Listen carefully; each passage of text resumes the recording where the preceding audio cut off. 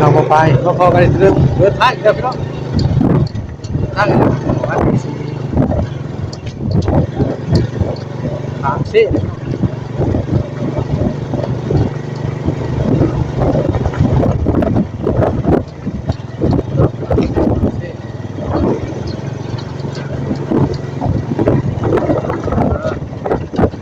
มาชนบทของเราไป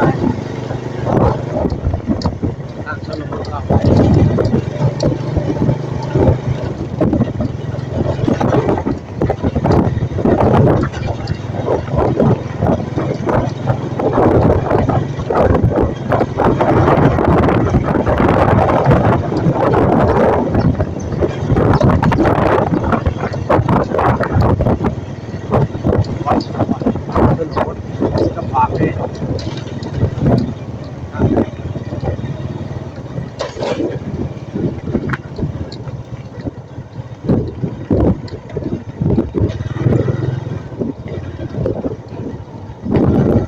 โอ้เมื่อวะนี่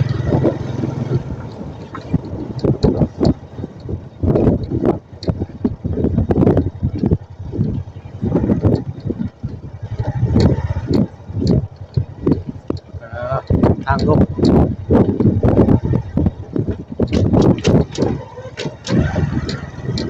เรื่องว่าวัน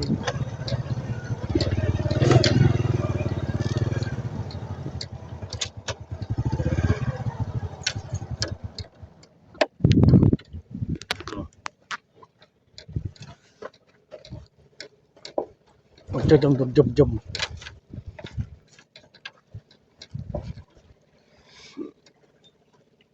โอ้โหลมเท่าไรเนาะโอ้โหว่านี้หนัก20,000เนาะบ่ว่าน่ะนักกี่นี้สิปิวเหรอ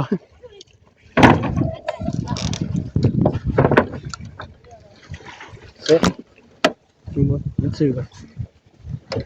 เอ้ย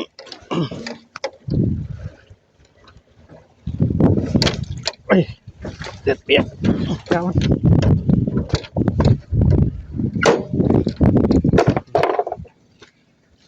เงินกดโอ้ยมาตาเอาบัตรถึงมั้งหน่อย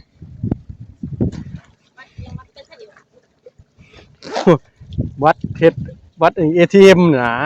เงิน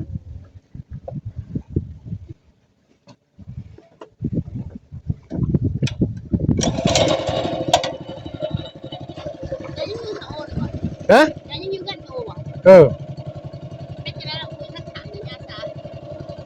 ตั้งกับพ่อซ้ำนั้นเลยทางก็โออยู่เนี่ยพญาเราเองเนี่ยมาโอ้นะวักไงแล่นเอานี่ดิแล่นเอารถขามแม่น้ำซีโดนเด้อพี่น้องเด้อแม่น้ำซีโดนอะไรบอกย่ามตกแรงแล้วนี่ปลาลายพี่น้องขึ้นเมื่อวานแห้คักน้ำซีโดน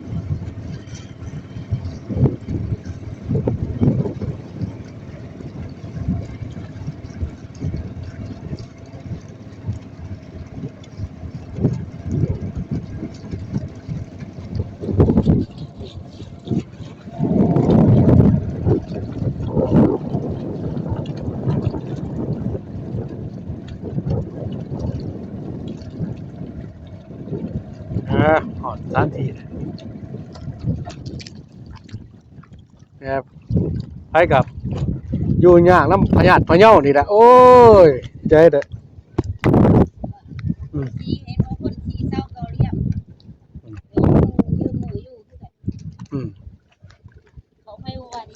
เนี่ยแต่คิดอีกแง่หนึ่งของข่อยคิดนะโมโหพวกอื่นคิดเนี่ยถ้าว่าถึงขาดว่าเป็นอย่างนะถ้าถึงขาดจะไหนขาดนะเราไม่ว่าอยู่ว่าถึงขาดว่าเป็นอย่างมันว่าอายุเข้ามาตัวใดเนาะนะดูเนี่ยสู่สดต่อไปได้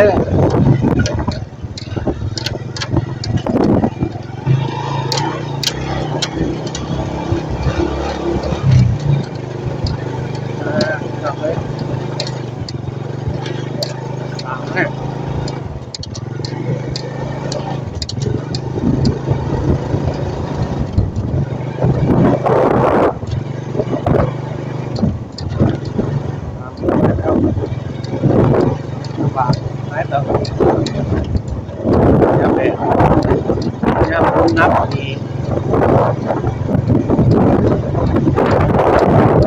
สิบห้า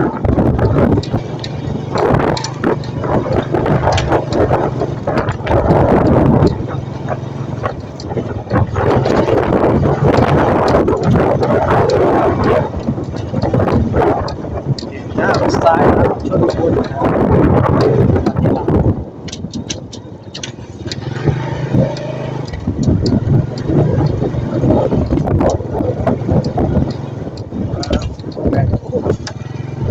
ห้องใช่ห้องใช่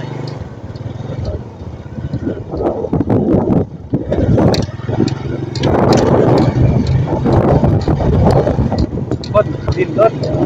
สด